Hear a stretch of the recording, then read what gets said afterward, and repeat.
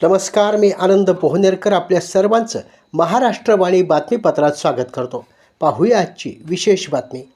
परभणी जिल्हा परिषद पंचायत समिती निवडणूक 2026साठी आज शनिवार दिनांक 7 फेब्रुवारी रोजी मतदान प्रक्रिया पार पडली. किरकोळ प्रकार वगळता हे मतदान शांततेत पार पडलं.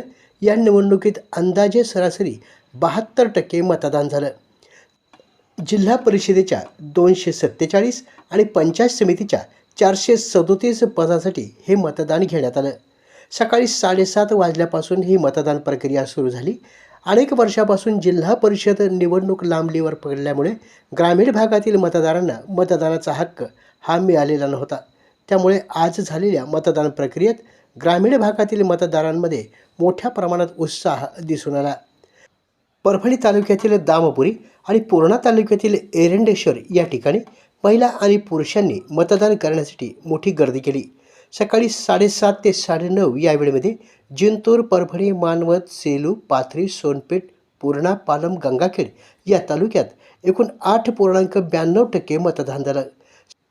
मानवत तालुक्यातील मोजे रत्नापुरी या ठिकाणी सखी मतदान केंद्राची निर्मिती करण्यात आली होती. निवडणूक निर्णय अधिकारी श्रीमती अरुणा संगेवार यांनी या केंद्राला भेट देऊन तेथे सुरू असलेल्या मतदानाची पाहणी केली. परभणी तालुक्यातील कारेगाव या ठिकाणी मतदारांमध्ये मतदान करण्यासाठी मोठा उत्साह दिसून आला. सकाळी 9:30 ते 11:30 या वेळेत मतदारांनी मोठ्या प्रमाणात गर्दी केली. यावेळेत सेलू तालुक्यातील सर्वाधिक म्हणजे 25.80% मतदान झालं. सकाळी 11:30पर्यंत परभणी जिल्ह्यातील सर्व तालुक्यांमध्ये मिळून 22.5% मतदानाची नोंद घेण्यात आली. सेलू तालुक्यात महिलांनी पुरुषांच्या तोडीस तोड असं 22.33% मतदान या वेळेत केलं. पूर्णा तालुक्यातील एरंडेश्वर पाठोपाठ ताळकळस, चांगेफळ या ठिकाणी देखील महिला आणि पुरुषांनी मतदानासाठी गर्दी केली. परभणी तालुक्यातील कारेगाव, पिंगळी या ठिकाणी वृद्धांनी आपल्या परिवारातील सदस्यांसोबत मतदान केंद्रावर जाऊन आपला मतदानाचा हक्क बजावला. या निवडणुकीमध्ये युवा वर्गामध्ये देखील मतदानाविषयी मोठ्या प्रमाणात जनजागृती करण्यात आल्यामुळे मतदारांनी देखील आपला हक्क बजावला.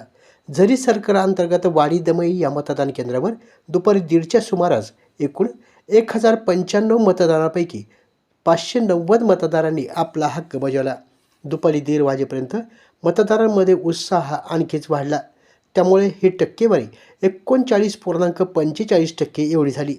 या वेळेतही सेलू तालुक्यात मोठ्या प्रमाणावर मतदान झालं. परभणी तालुक्यातील लोहगाव, सायाळा, टाकळगव्हाण, ताडकळस तसेच पूर्णा तालुक्यातील महिलांसाठी उभारण्यात आलेल्या आदर्श महिला केंद्रात मतदानासाठी महिलांनी गर्दी केली. उभारण्यात आलेल्या सेल्फी पॉईंटवर आपला फोटो घेतला. जिल्ह्याच्या पालकमंत्री मेघना साकोले बोर्डीकर यांनी देखील आपल्या मतदानाचा हक्क बजावला. त्यांनी जिंतूर तालुक्यातील बोर्डी या ठिकाणी जाऊन मतदान केलं. दरम्यान दुपारी 3:30 पर्यंत ही टक्केवारी 55.71% अशी होती. 3:30 पर्यंत सर्वाधिक मतदान हे सेलू तालुक्यात 58.32% झालं. मतदान हे राष्ट्रीय कर्तव्य आहे ही भावना मनात बाळगून पूर्णा तालुक्यातील चांगेफळ येथील नवदाम्पत्य वधूवरानं आधी मतदान केंद्रावर येऊन आपल्या मतदानाचा हक्क बजावला. दुपारी 5:30 पर्यंत मतदानाची वेळ होती. संपूर्ण प्रक्रिया पूर्ण करून परभणी तालुक्यातील सुकापूरवाडी येथील अधिकारी कर्मचाऱ्यांची टीम सर्वप्रथम दाखल झाल्याबद्दल उपविभागीय अधिकारी उदयसिंह भोसले यांनी सर्व अधिकारी आणि कर्मचाऱ्यांचे पुष्पगुच्छ देऊन अभिनंदन केले.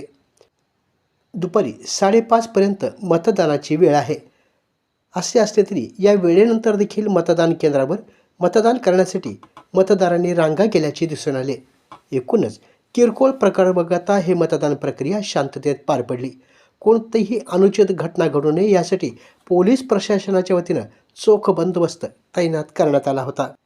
दरम्यान आज दिनांक 7 फेब्रुवारी रोजी झालेल्या मतदानाची सोमवार दिनांक 9 फेब्रुवारी रोजी मतमोजणी होणार आहे.